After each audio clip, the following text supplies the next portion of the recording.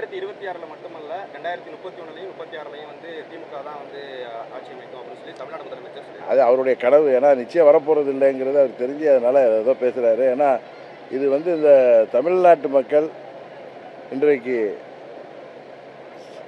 அது சட்டம் ஒழுங்காக இருக்கட்டும், பெண்களின் பாதுகாப்பாக இருக்கட்டும், போதை மருந்து கலாச்சாரமாக இருக்கட்டும், விலைவாசி உயர்வாக இருக்கட்டும், தேர்தல் நேரத்தில் அவர்கள் சொன்ன வாக்குறுதிகளை யாருக்கும் நிறைவேற்றாமல் விவசாயிகள் முதல் மாற்றுத்திறனாளிகள் வரை அனைவருமே இன்றைக்கு வீதிக்கு வந்து போராடுகின்ற நிலைமையில் இந்த ஆட்சி கூட்டணி பலத்தை நம்பிக்கொண்டு ஏதோ பேசுகிறார்கள். உறுதியாக தேசிய ஜனநாயக கூட்டணி மக்களின் விருப்பத்திற்கு ஏற்ப ஒரு சிறந்த ஆட்சியை தமிழ்நாட்டிலே உருவாக்கும். அமித்ஷா வந்து பிரிஞ்சிருக்கவங்களை ஒருங்கிணைக்கிறது எங்களோட பணி கிடையாது, அது உட்கட்சி பிரச்சனை அப்படின்னு சொல்லியிருக்காரு. அதே நேரத்தில் ராஜேந்திர பாலாஜி விட்டவங்களாம் அதிமுக வந்து ஒற்றுமையாக தான் இருக்கும்னு சொல்லியிருக்காங்க.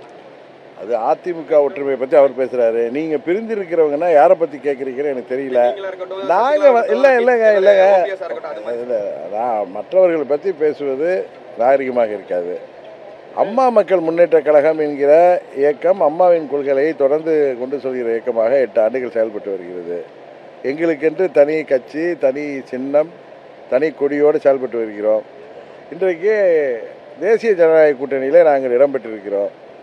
எங்கள் கூட்டணி வலுப்பெற்று வருகிறது. திமுகவை வீழ்த்த வேண்டும் என்கிற ஒரே நோக்கத்திலே நாங்கள் செயல்பட்டு வருகிறோம். அதுதான் நான் சொல்ல முடியும். தமிழக வெற்றி கழகம் வருவதற்கான வாய்ப்பு இருக்கான அந்த இதை பற்றியெல்லாம் பாஜகவை சேர்ந்தவர்களும் தேசிய ஜனநாயக கூட்டணியை சேர்ந்த தலைவர்கள் சொன்னாதான் நன்றாக இருக்கும். நீங்க தனி கட்சி ஆரம்பிச்சா சொல்றீங்க, ஆனா அதிமுக பிளவுபட்ட பிறகு நீங்க வெளியில வந்ததுக்கு பிறகு ஒரு தேர்தல் கூட அவங்க வெற்றி அடையல. அதுதான் நம்ம பார்க்கணும். அம்மாவோட கட்சின்னு சொல்றோம். அதான் அம்மாவுடைய கட்சி வெற்றி அடையாதது காரணம் என்பதை அந்த கட்சியிலே உள்ளவர்கள் அதை பற்றி சுய பரிசோதனை செய்து அதை சரி செய்வார்கள். ஏனென்றால் இந்த தேர்தலில் திமுகவை வீழ்த்த வேண்டும் என்கிற கட்டாயம் எல்லோருக்கும் இருக்கிறது. தமிழ்நாட்டு மக்கள் ஒரு நல்ல ஆட்சியை விரும்புகிறார்கள். அதை கொடுக்க வேண்டிய கட்டாயம் அம்மாவின் தொண்டர்கள் எங்கிருந்தாலும் அனைவருக்கும் இருக்கிறது. அதனால் அது எல்லாமே சரியாகிவிடும் என்றுதான் நாம் நல்லா பாசிட்டிவாக எடுத்துக்குவோம். தேர்தலையும் 2026 ஒப்பிட முடியுமா?